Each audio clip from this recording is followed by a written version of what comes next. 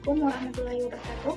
Perkenalkan, nama saya Rizani, NIM B2406078, Program Studi S1 Kebidanan Universitas Mercubuana Palopo.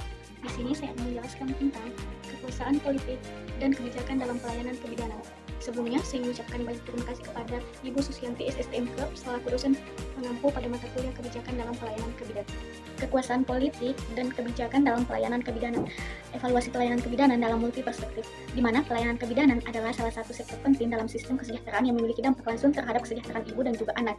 Evaluasi pelayanan kebidanan ini dari berbagai perspektif, baik dari segi kebijakan, kekuasaan, dan politik, dapat memberikan gambaran yang lebih jelas mengenai keberhasilan dan juga tantangan yang ada dalam memberikan layanan tersebut. Yang pertama, evaluasi pelayanan kebidanan dalam perspektif kebijakan. Yang pertama, pelayanan kesehatan ibu dan juga anak, di mana kebijakan kesehatan ibu dan anak ini bertujuan untuk menurunkan angka kematian ibu dan juga angka kematian bayi.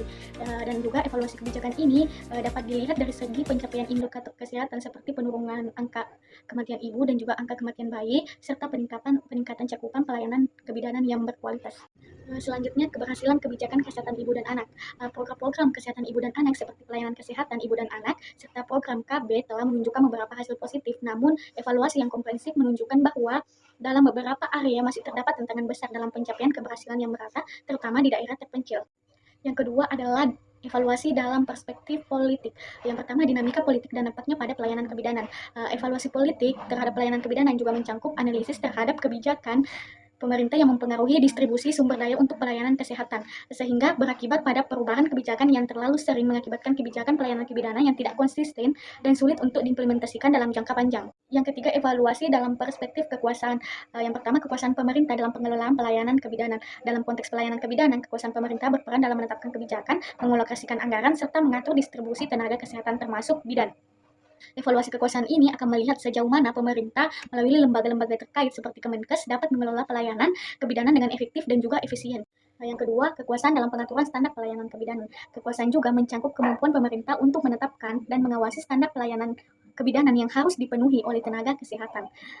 Evaluasi dari perspektif kekuasaan akan menilai sejauh mana standar pelayanan ini diterapkan dengan konsisten dan apakah ada pegawai yang memadai atau menjamin kualitas pelayanan kebidanan. Yang kedua, perspektif masyarakat. Dari sisi masyarakat, evaluasi pelayanan kebidanan akan mengukur tingkat kepuasan terhadap layanan kebidanan yang diterima. Hal ini mencakup aspek kenyamanan, keterjangkauan, dan juga kepercayaan terhadap tenaga kesehatan.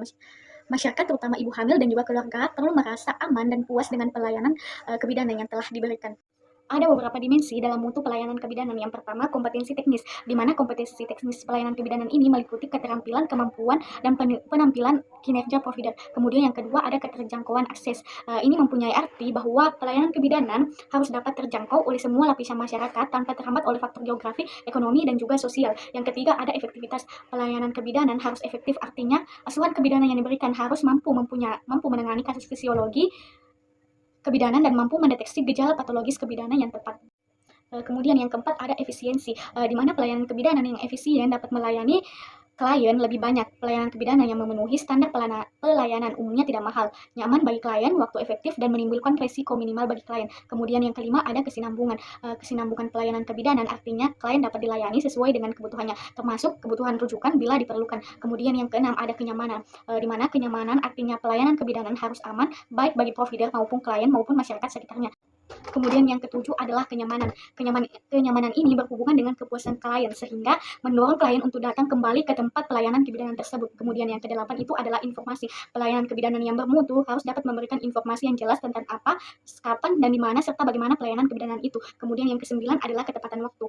Pelayanan kebidanan yang bermutu harus memperhatikan ketepatan waktu dalam pelayanan serta efektif dan efisien. Kemudian yang kesepuluh adalah hubungan antar manusia. Hubungan antar manusia yang baik akan menimbulkan kepercayaan atau kredibilitas dengan cara saling menghargai, menjaga rahasia, saling menghormati, responsif, serta memberikan perhatian dan juga lain-lain.